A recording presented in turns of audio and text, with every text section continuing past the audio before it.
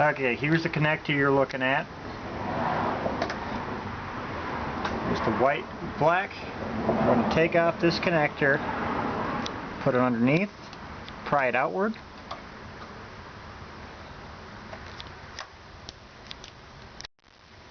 And it hooks out like this.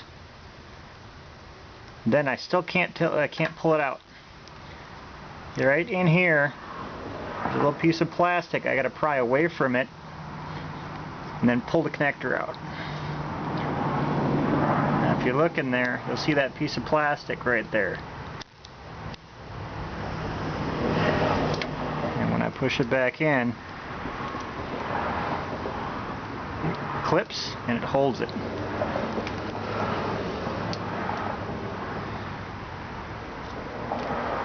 Now this, you're going to need to hook back in so it gets inside these notches, and then click. Just tape that up and you're done.